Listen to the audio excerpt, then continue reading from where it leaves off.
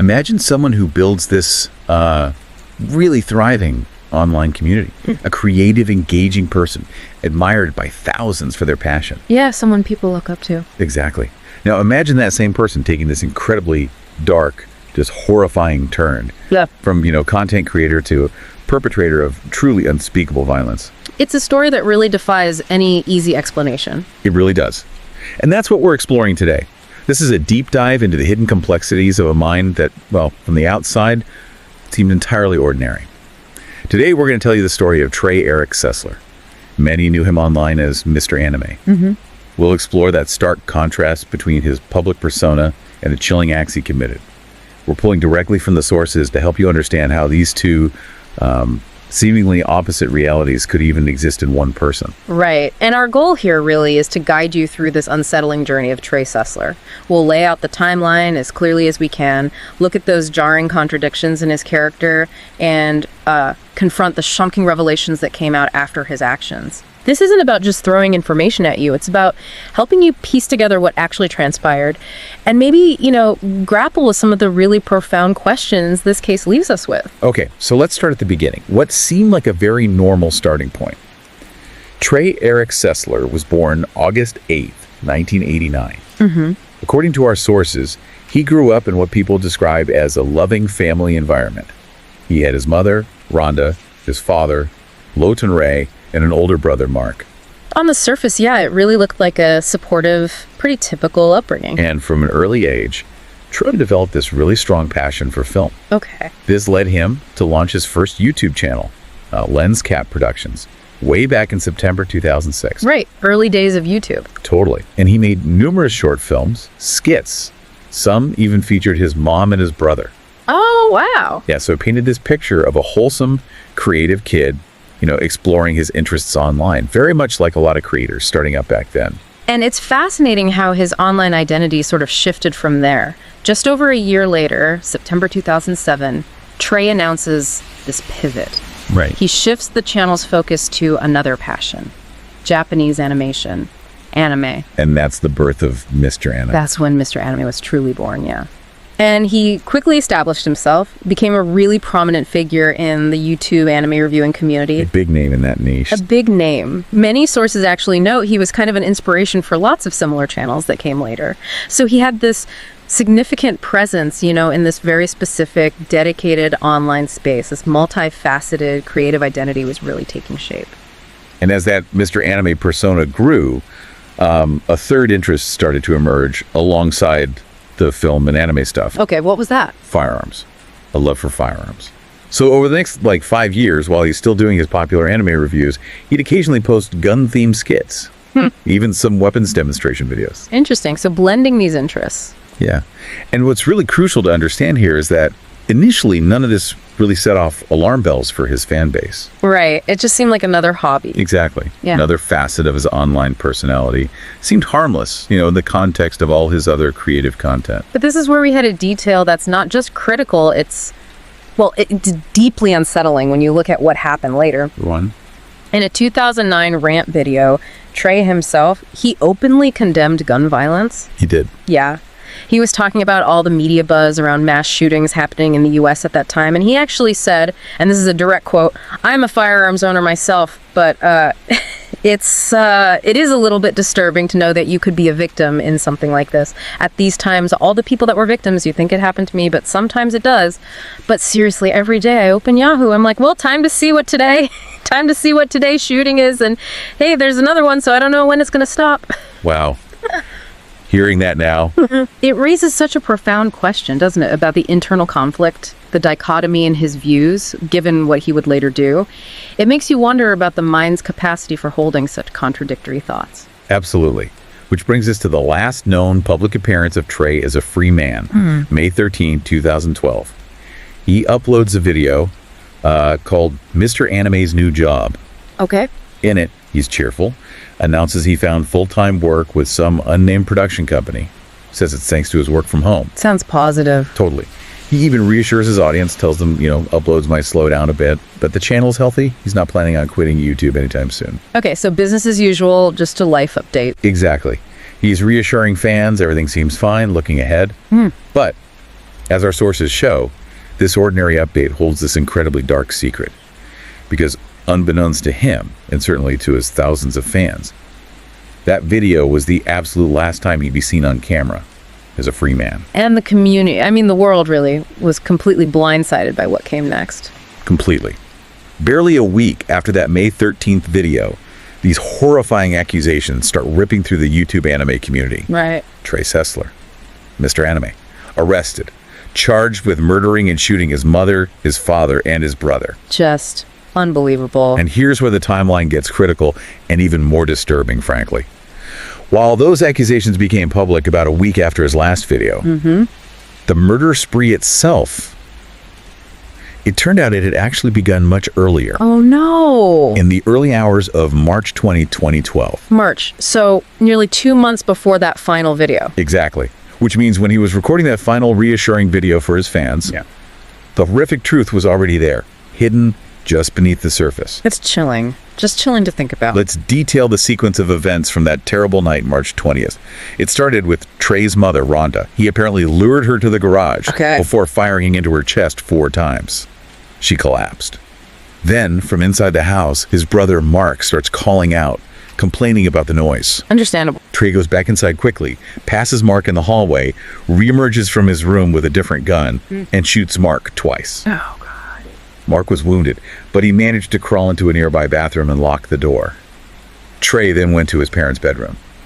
His father, Loden Ray, was resting, barely conscious apparently. Trey shot him twice. Just methodical horror. It gets worse. Wow. After shooting his father, Trey later told the police that he retraced his steps. Retraced his steps? Why? He said he wanted to ensure his family was actually dead. Yeah. That no one was suffering from their injuries. Oh my God. He then broke down the bathroom door where Mark was hiding and delivered the final blows to his brother, who was curled up on the floor in a fetal position. But that level of calculation amidst that violence is almost impossible to process. The immediate aftermath inside the house was also just deeply disturbing. Trey continued on a rampage, tearing the house apart piece by piece. Just destruction. This is bizarre. He scribbled apology letters on the walls, on the doors. Apology letters. Yeah. One of them read, "Why did I do this? I love my mom, dad, and brother." Wow. That speaks to some kind of profound, tormented, internal conflict happening right then, even as he's committing these acts. It seems so. The discovery eventually came when police were sent to the house by concerned relatives. Okay. They found the family's bodies. But Trey, he was gone. Nowhere to be found. So he fled the scene initially. Yes. But later that same day, he was located and arrested. And it was during his talks with law enforcement afterwards that even more disturbing details started coming out. Details directly from Trey himself. Okay. What else came to light? Well, this is where the story takes another shocking turn. Right. He confessed, didn't he, that he had actually been plotting something else entirely, a mass murder, for a significant amount of time. Exactly. He had specific plans to open fire on his old high school campus. Maybe during a homecoming event. Terrifying. Other versions he described included running a car into the school's cafeteria or opening fire on a local festival that happened every year.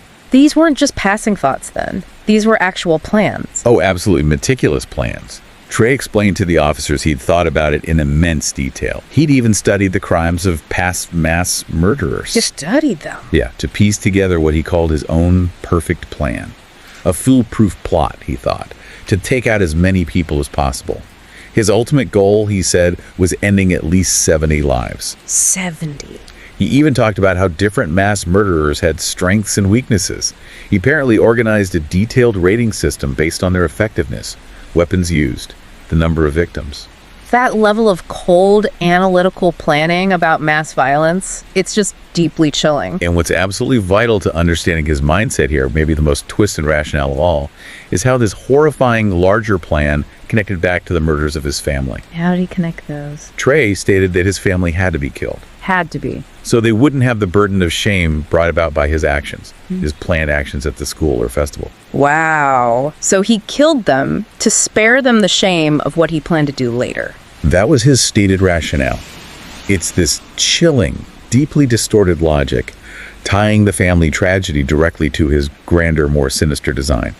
It tells you so much about the depths of his delusion at that point. Unbelievable justification. So just a few hours after murdering his family, Trey finds himself in the parking lot of a nearby school, Wallace Junior High. He's armed, assault rifle, hundreds of rounds of ammo. Ready to carry out the plan. He said later in an interview, this was his opportunity to do what he'd been planning for so long. You didn't. He didn't. And here's another one of those profound psychological twists in this story. Right. He ultimately didn't go through with the mass murder plan. Why not? He told police later it was because everything had gotten too real. Too real, even after killing his family. Apparently so. It brings us to this really significant point, doesn't it? The huge psychological gap between, planning mass violence in detail and the raw, visceral reality of actually committing it. Even for someone who had already committed extreme violence just hours before, it suggests maybe some kind of breaking point in his capacity for further action right then. Which leads us straight to what the sources highlight as this profound contradiction. Although Trey had been planning mass murder for quite some time. Meticulously planning it. Right. The actual slaying of his family. Yeah. Surprisingly, it seemed almost completely unplanned. Almost impulsive, despite the planning for the other act. Exactly. And that brings us to the lingering mystery. The motive for the family murders. Because there wasn't one clearly established, right? No. When police asked him if there was an argument, any kind of dispute at home before the killings, he just said, and I quote, "If I would have woken up that day and you would have come to me and asked, 'Are you going to kill your family tonight?' I would have definitely said no." So according to him, it wasn't premeditated that morning. Not according to him, no. So far, no real established motive for the family murders has ever been found. It's a chilling question mark hanging over this entire case, isn't it? It makes it even more perplexing. It really does. Trey has since pleaded guilty to his crimes. He's currently serving a life sentence, no possibility of parole. Right. He has apparently noted many times that he'll never forgive himself for what he did and how he feels he deserves to be behind bars. A heavy end to a horrific story. So you've just explored this deeply unsettling story of Trey Cesler, Mr. Anime, a life that just spiraled from online creativity into unspeakable violence. And it leaves behind this trail of unanswered questions about motive, about human psychology, about that hidden potential for darkness. Yeah, this case really forces you to consider a complex paradox, doesn't it? You have this horrifying, meticulously planned act, the mass shooting, which is ultimately averted, but then you have an equally devastating, seemingly unplanned act, the family murder, which does occur. How do we even begin to understand the complex, often contradictory layers of human psychology driving something like that? Is it, the sheer weight of the planned crime that makes the unplanned one somehow erupt? Or are there deeper, unseen forces at play within the person that makes such distinctions almost irrelevant in the end? It's a really chilling paradox to think about. And just a stark reminder, perhaps, of the hidden depths, the complexities within us all. Definitely food for thought. We hope this deep dive has given you a clearer, though certainly unsettling understanding of this profound case. We really value exploring these complex stories with you, helping you make sense of what can feel overwhelming. Absolutely. If you found this insightful, please do join us for our next deep dive. We'll be unpacking another stack of compelling sources then. Until then, stay curious. And if you appreciate this kind of storytelling, please consider liking, sharing, and subscribing to our channel, Horror Dog. It helps us keep bringing you these stories. Thanks for listening.